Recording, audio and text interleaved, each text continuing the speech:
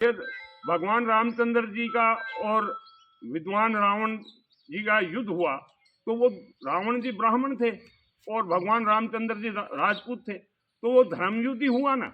और इधर महाभारत का युद्ध हुआ तो वो दोनों भाइयों में हुआ। और इधर अगर हम करबला का लड़ाई ले तो यजीद जो है वो मुसलमान था और हजरत हुसैन भी मुसलमान थे, तो वो युद्ध वहाँ हजरत हुसैन और यजीद के बीच में हुआ। आजकल क्या है कि हमें धर्म युद्ध से जोड़ दिया गया, जबकि हमारा धर्म युद्ध कभी हिंदुस्तान में हिंदू मुस्लिम का हुआ ही नहीं। वैसे लोकतंत्र में दुर्भाग्य है कि हम मुसलमानों को हमेशा ही पिछड़ा समझा है, हमें दोयम दर्जे का नागरिक घोषित कर रखा है। अगर हम पढ़े लिखे नहीं होते तो अब्दुल कलाम आज़ाद जैसे विद्वान हम दे पाते हिंदुस्तान को। और हमारे फक्र की बात यह है कि हिंदुस्तान में जो आज़ादी का जंग छिड़ा 1857 में, उसमें सबसे पहला अगर काले पानी की सजा मिली तो वो हमारा हिंदुस्तान के मुसलमान बहादुर शाह जफर को मिली। मैं अब्दुल वाहिद, आप देख रहे हैं 10/11।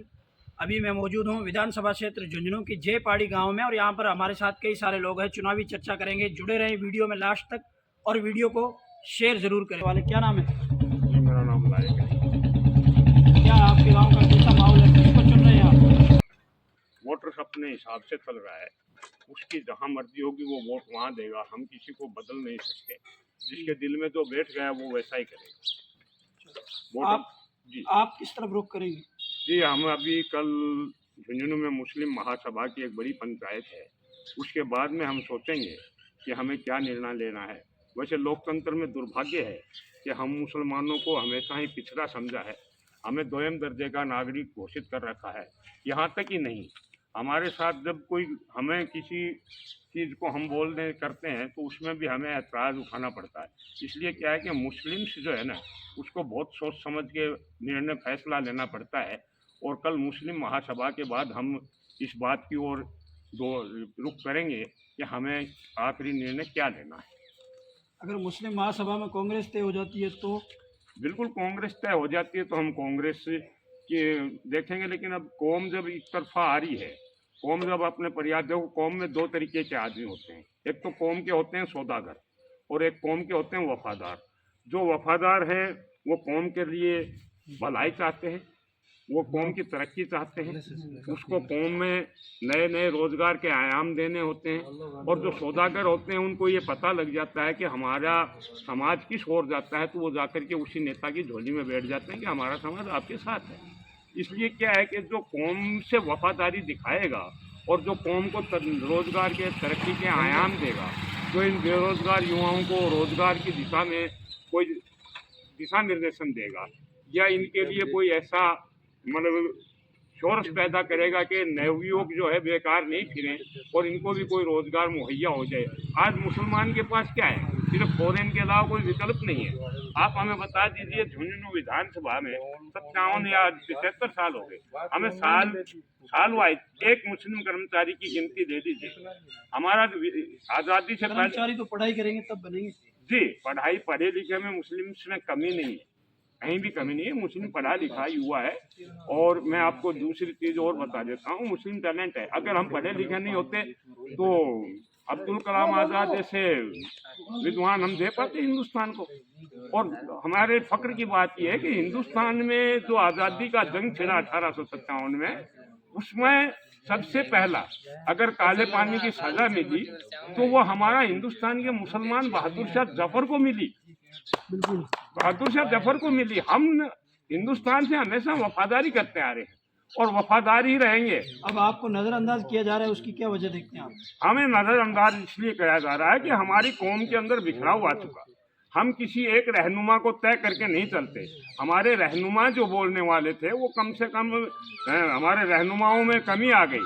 हमारे रहनुमा हमारे हक की आवाज़ नहीं उठा पाते हैं, और उठा पाते हैं तो उनको दबा दिया जाता है। इसलिए क्या है कि हमारा पिछड़ेपन का कारण यही है कि हमें, आप मेरे को ये बताइए सर, कि मुस्लिम्स का और हिंदू भाइयों का कभी कहीं कोई धर्म युद्ध नहीं हुआ। हमें हिंदू मुस्लिम में हिंदुस्तानियों को बांटा जा रहा है। मैं आपको अलग अलग उदाहरण दे देता हूँ कि भगवान रामचंद्र जी का और विद्वान रावण जी का युद्ध हुआ तो वो रावण जी ब्राह्मण थे और भगवान रामचंद्र जी राजपूत थे, तो वो धर्म युद्ध ही हुआ ना। और इधर महाभारत का युद्ध हुआ तो वो दोनों भाइयों में हुआ। और इधर अगर हम करबला का लड़ाई ले तो यजीद जो है वो मुसलमान था और हजरत हुसैन भी मुसलमान थे, तो वो युद्ध वहाँ हजरत हुसैन और यजीद के बीच में हुआ। आजकल क्या है कि हमें धर्म युद्ध से जोड़ दिया गया, जबकि हमारा धर्म युद्ध कभी हिंदुस्तान में हिंदू मुस्लिम का हुआ ही नहीं। तो ये सारी जो खराबियां हैं, अब आप इनको कैसे आप किस नजरिए से देखेंगे, इसका हल क्या होना चाहिए, कैसे दूर होगी? इसका हल एक ही है कि हम हिंदू मुसलमान जो पहले से भाईचारा रखते आए हैं, उसी भाईचारे को हम अपनाएं, हम अपनी तरक्की का आयाम देखें, बगैर मतलब किसी फिसाद में नहीं आए। जो लोग अपने हिंदू मुस्लिम की भावना भड़का के अपनी रोटी सेकते हैं, उनकी भावनाओं से हम बचें, और उनको भी ये हम शिक्षा दें कि भाई हम हिंदुस्तानी हैं, हम हिंदुस्तानी रहेंगे, हमें वफादारी सदा दिखाइए और दिखाते रहेंगे। तो हमारे अंदर हिंदू मुस्लिम का भेदभाव कहाँ से गया? कमी इस बात की है कि आज जो समाज है उनको अलग अलग। आपको क्या लगता है कि ये राजनेताओं के चक्कर में हो गया? बिल्कुल, हमारा जो लोकतंत्र का दुर्भाग्य है कि इन्होंने इस लोकतंत्र को समाज में बदल दिया, धर्मवाद में बदल दिया, इसको जाति में बदल दिया, इसको व्यक्तिवाद में बदल दिया, इसको वंशवाद में बदल दिया। मतलब काबिलियत की कहीं कोई गुंजाइश नहीं रखी। आपने काफी सारी अच्छी बातें बताई है। अब आपका खुद का नॉलेज क्या बताता है कि इस उपचुनाव में आपके जो कास्ट के वोटर्स है उनको किस रुख करना चाहिए? देखिए जी, मैं आपको एक बात बता देता हूँ कि आपने अभी कुछ देर पहले एक बंदे से सवाल किया था कि बबलू चौधरी जी ने भी कहा कि मुस्लिम्स ने हमें वोट नहीं दिए। बिल्कुल दुरुस्त बात है, लेकिन अगर 29,000 से करीब वो वोट ले गए थे तो उसमें मुस्लिमों को हिस्सेदारी तो जरूर थी कहीं ना कहीं, वरना 29,000 निर्दलीय को वोट कहाँ से मिल गए? फिर आपने भामू जी के लिए बोला तो भामू जी 42,500 वोट ले गए थे, तो वहाँ भी कहीं ना कहीं हिस्सेदारी मुसलमानों की रही है।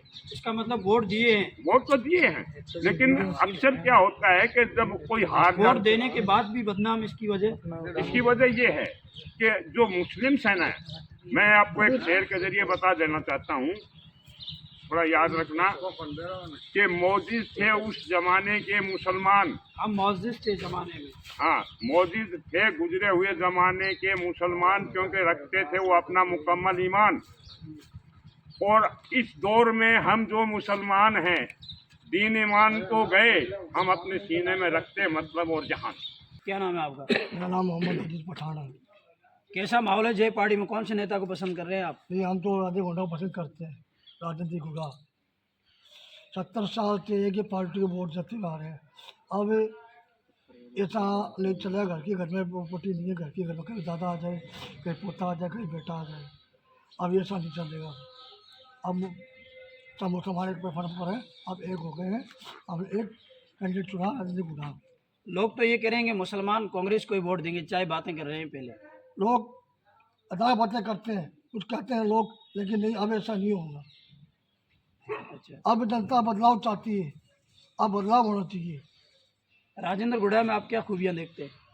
राधे गुंडा अच्छे हैं, बोलने वाले हैं, दबंग हैं, और किसी काम के लिए कहते हैं तो आगे तैयार हैं। अगर चुनाव के लिए भी तो चुनाव के बाद भी तैयार है, अभी भी तैयार है। किसका माहौल है यहाँ पे? गुड्डा का ही बार जाता। राजेंद्र गुड़ा को आप ले आ रहे हैं? बहुत अच्छी बातें बताई है। यहाँ पर अगर जय पहाड़ी की बात की जाए तो यहाँ पर लोगों में एक तरीके से चुनाव की अगर बात की जाए, लोगों का ये कहना है हिंदू मुसलमान की राजनीति राजनेताओं के चक्कर में हो रही है। सदा से अगर हिंदू मुसलमान की बात की जाए तो हिंदुस्तान में ऐसा कुछ भी नहीं है, ये तो राजनेताओं के चक्कर में हो रहा है। हम सारे एक है, सारे भाई भाई है।